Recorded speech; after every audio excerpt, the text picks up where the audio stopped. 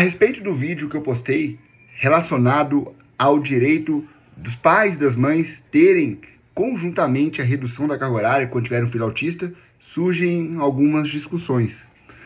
A primeira delas é em relação à redução da carga horária. Quem que paga a conta? O que muitos costumam perguntar. Isso se aplicaria no direito trabalhista, empresa, instituição privada? E uma outra questão em relação à redução da carga horária. Quem vai assumir os prejuízos? Alguns perguntam isso, no sentido de que desfalcar ali o plantão, a escala de serviço de uma unidade, de um batalhão. Como que ficam essas situações? Então, eu vou tentar responder para vocês que perguntaram isso e que têm interesse nessa resposta. E eu acho importante esclarecer. Primeiro ponto em relação a quem paga isso, dinheiro público, obviamente. Até porque o governo federal, estadual, os governos devem reservar uma parcela do orçamento público para políticas públicas de pessoas com deficiência. Então entra esses gastos que a pessoa vai estar trabalhando com redução de horário e tendo o mesmo salário, esses gastos entram ali dentro dessa política pública de gasto com pessoas com deficiência e autistas. Isso é necessário que o governo venha a destinar uma parcela significativa do orçamento público para o público que possui deficiência, para as pessoas com deficiência, certo? Então, é muito claro isso, Quem paga é o dinheiro público. E é óbvio que tem que ter destinação desse recurso para a população que possui deficiência, tá? Tratamentos, hospitais, médicos, profissionais, incentivos para que essas pessoas venham buscar o tratamento adequado. Então, é dinheiro público mesmo, beleza? E por que isso não acontece na iniciativa privada, numa empresa, numa instituição privada, tá? Tem uma teoria que chama teoria do impacto desproporcional. Se obrigar o CLT a reduzir a carga horária e pagar o mesmo salário, essas pessoas serão contratadas. Por um lado, vai ser aplaudido, mas por outro, por envolver um dinheiro privado, envolver empresa que não é regida ali pela norma, pelas leis que tratam de serviço público, até porque o dinheiro que move o serviço público é o dinheiro público, como que vai ficar a situação dessas pessoas com deficiência? Elas vão sofrer mais preconceito ainda pela iniciativa privada.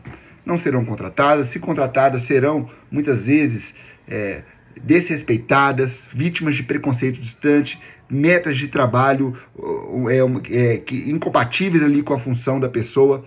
Vai ter uma série de preconceitos, tá? E o Estado deve combater todo preconceito com rigor, com punições rigorosas. Mas muitas vezes esses preconceitos são invisíveis, ficam difíceis de serem percebidos.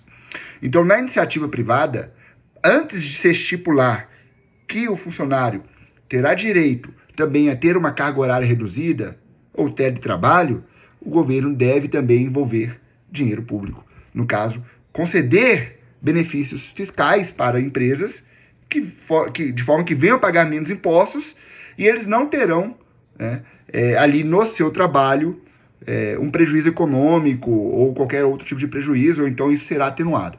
Então o caminho é esse, Porque se o governo houver uma lei determinando a redução da carga horária para esse público, infelizmente vai reduzir as contratações e as políticas têm que ser para incentivar a contratação de pessoas que possuam deficiência, pessoas que possuam autismo. Então, tem que ser uma política de incentivo. O incentivo do governo, nesses casos, é mediante uma política fiscal, tá? Uma política de incentivo fiscal para que as empresas venham a contratar, tá?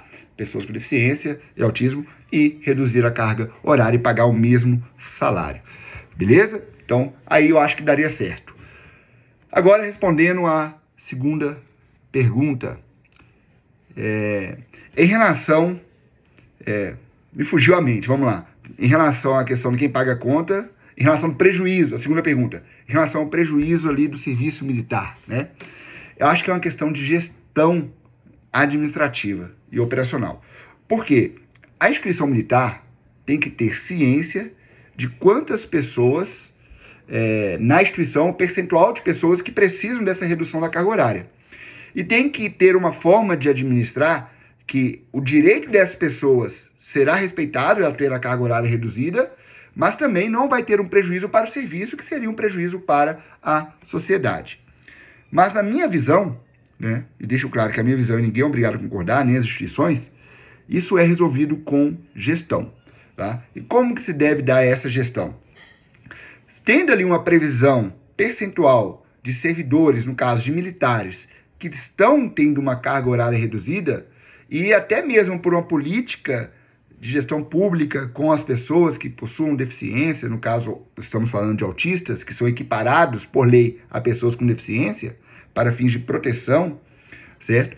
A instituição deve prever ali mais vagas, abrir concursos públicos e prever um percentual de vagas que vá atender e suprir essa necessidade na ausência dessas pessoas que possuam deficiência. Ou então que tenham dependentes autistas. Então, por exemplo, se 5%, né, coloquei um valor alto, vamos supor que 5% dos militares precisem dessa redução de carga horária. Na prática, eu acredito que é um valor bem inferior. Tá?